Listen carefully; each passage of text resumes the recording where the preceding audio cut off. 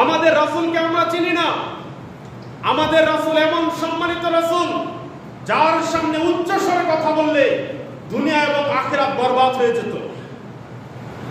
রাসূলের সামনে একদিন সাহাবায়ে কেরামগণ উচ্চ স্বরে কোন একটা বিষয়ে কথা বলতেছিল, তখন সাথে সাথে আয়াত নাযিল হলো কোরআনে যে তোমরা যদি তোমাদের নবীর কণ্ঠস্বরের উপরে কোনো কণ্ঠস্বর করো, তোমাদের নবীর কণ্ঠের সামনে যদি তোমরা কণ্ঠ উঁচু করো, তাহলে তোমাদের দুনিয়া এবং আখিরাত বরবাদ হয়ে যাবে।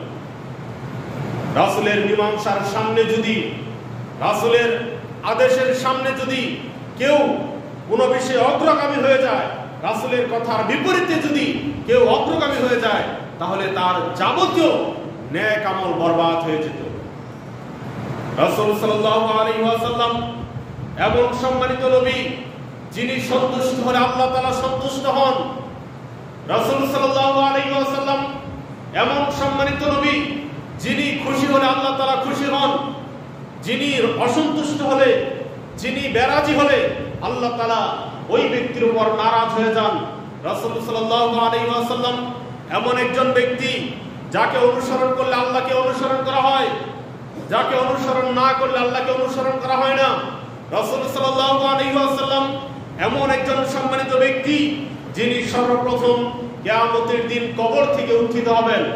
রাসূল সাল্লাল্লাহু আলাইহি ওয়াসাল্লাম এমন একজন সম্মানিত নবী, কিয়ামতের দিন রাসূলের হাতে একটি পতাকা থাকবে, আর সেই পতাকার নিচে আদম আলাইহিস সালাম থেকে নিয়ে কিয়ামত পর্যন্ত, অর্থাৎ রাসূল সাল্লাল্লাহু আলাইহি ওয়াসাল্লাম পর্যন্ত যত নবী রাসূলগণ পৃথিবীতে এসেছেন, সমস্ত নবী রাসূলগণ রাসূলের পতাকার নিচে আশ্রয় নেবে। সকলে বলে সুবহানাল্লাহ। কিয়ামতের দিন রাসূল সাল্লাল্লাহু আলাইহি ওয়াসাল্লাম আদম সন্তানের নেতা হবেন। আদম সন্তানের নেতা হবেন। তিনি এমন সম্মানিত নবী, যিনি যত নবী আছেন সমস্ত নবীদের ইমাম। তিনি এমন সম্মানিত নবী, এমন সম্মানিত রাসূল, যত রাসূল পৃথিবীতে এসেছেন সমস্ত রাসূলগণের ইমাম হচ্ছেন রাসূল সাল্লাল্লাহু আলাইহি ওয়াসাল্লাম। মেরাজের রাত্রিতে তিনি সমস্ত নবী রাসূলের সামনে ইমামতি করেছেন, নামাজ পড়েছেন। তিনি এমন সম্মানিত নবী, যিনি সর্বপ্রথম জান্নাতে প্রবেশ করবেন। আমরা আমাদের নবীকে চিনি না। রাসূল সাল্লাল্লাহু আলাইহি ওয়াসাল্লাম এমন সম্মানিত নবী, যাকে আল্লাহ রাব্বুল আলামিন হাউজে কাউসার দিয়েছেন। হাউজে কাউসার সম্পর্কে রাসূল সাল্লাল্লাহু আলাইহি ওয়াসাল্লাম বলেন, যে ব্যক্তি হাউজে কাউসার থেকে কিয়ামতের ময়দানে আল্লাহ রাব্বুল আলামিন তাকে হাউজ দিবেন, হাউজে কাউসারের পানি দিবেন উম্মতকে পানি পান করানোর জন্য। রাসূল বলেছেন, কেউ যদি হাউজে কাউসার থেকে এক বেলা পানি পান করে, এক গ্লাস পানি পান করে, তাহলে আর কোনোদিন তার পিপাসা লাগবে না। সকলে বলে সুবহানাল্লাহ।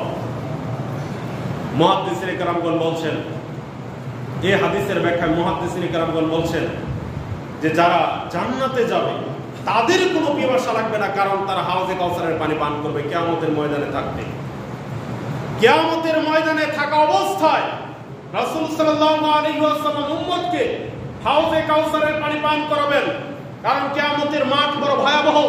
সেই দিন পিপাসায় কাতর হয়ে মানুষের জিহ্বাগুলো নাভির নিচ পর্যন্ত নেমে যাবে। সেই দিন যারা উম্মতে মুহাম্মদী, সঠিক উম্মত, যারা আসল উম্মত, তাদেরকে আল্লাহ রাব্বুল আলামিনের নবী মুহাম্মদ সাল্লাল্লাহু আলাইহি ওয়াসাল্লাম হাউজে কাউসার থেকে পানি পান করাবেন। আর যারা হাউজে কাউসারের পানি পান করবে তারা জান্নাতে প্রবেশ করবে।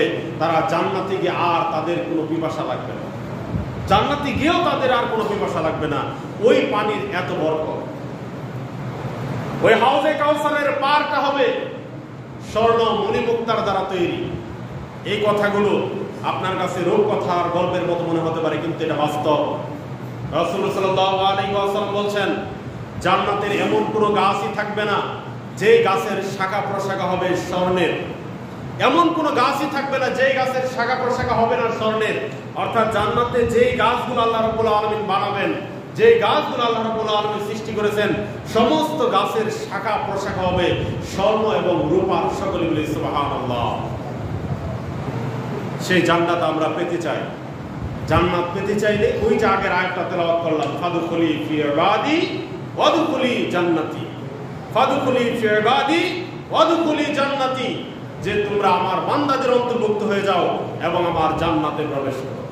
ইবাদত বন্দেগী করি জান্নাতে প্রবেশ করতে হবে, তাছাড়া জান্নাত পাওয়া সম্ভব না।